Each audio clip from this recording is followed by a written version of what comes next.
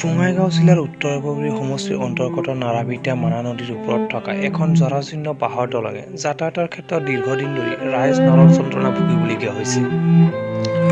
যোৱা স্বাধীনতাৰ ৭৩ বছৰ অতিক্ৰম কৰাৰ পিছতো নাৰাবিটাত মানা নদীৰ ওপৰত থকা এখন দলং পূৰ্ণ পৰ্যায়ৰে নিৰ্মাণ নোহোৱাত ৰঙাপানী লাংলা হৰিশ্বৰ কীৰ্তনপাৰা সংযোগী ৰাস্তাৰ যাত্ৰী, শিক্ষক শিক্ষয়িত্ৰী, ছাত্ৰ ছাত্ৰী, অভিভাৱক সৰ্বসাধাৰণ ৰাইজ যাতায়াতৰ ক্ষেত্ৰত দুৰ্ভোগ ভুগিবলগীয়া হৈছে।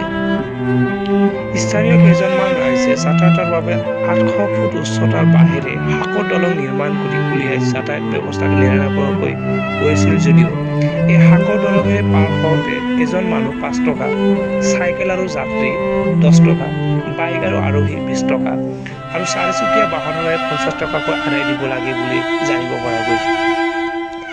বিগত ৭৩ বছৰত এই দলং পূৰ্ণ পৰ্যায়ৰ নিৰ্মাণৰ বাবে বা কোনোমতে কাঠেৰে নিৰ্মাণ কৰি যাতায়াত ব্যৱস্থা সুচল কৰাৰ উদ্দেশ্যে কেইবাবাৰো প্ৰশাসন বা জনপ্ৰতিনিধিৰ ওচৰত আবেদন কৰা হৈছিল।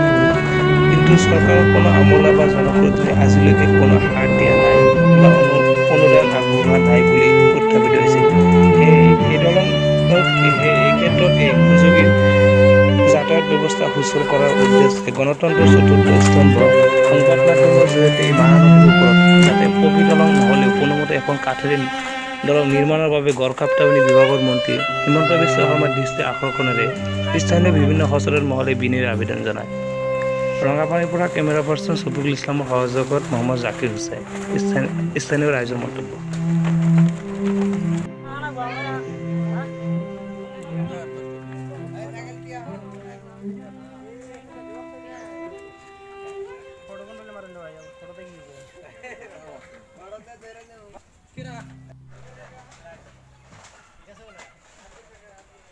ইয়াত কিমান অসুবিধা, ঠেং ভাঙি যায়, কিমান গৰু বাছুৰ ছাগলী বজাৰত যোৱাত কিমান অসুবিধা। সাপ্তাহতে ডাঙৰ এটা বজাৰ, এই বজাৰখনত আমাৰ ওচৰ অঞ্চলৰ সকলো মানুহে মানে এই বজাৰ কোনটো জেগা হয় এইটো? বজাৰ হয়। এইটো কোনটো জেগা? এইটো নাৰাইভিটা পাৰঘাট বুলি কয়। এইটো নাৰাইভিটা, এইটো টপগাঁও, এই পশ্চিম ফালটো টপগাঁও আৰু পূবৰ ফালটো নাৰাইভিটা। গতিকে নাৰাইভিটা টপগাঁৱৰ মাজখানে এই নদীটোৰ ব্ৰিজ হৈ আছে, বাঁহৰ সাঁকো। ব্ৰিজ নহয়, বাঁহৰ সাঁকো। কিমান দিন হয় এনেকুৱা হৈ আছে? এটা ৭০-৮০ বছৰমান হ'ল। বাৰিষা কাল কেনেকৈ পাৰ হয়? বাৰিষা কালত আমাৰ এই চেলো ভুটভুটি দিয়ে, ভুটভুটিতে আমি পাৰ হ'ব লগা হয়। কি ক'ব চৰকাৰ?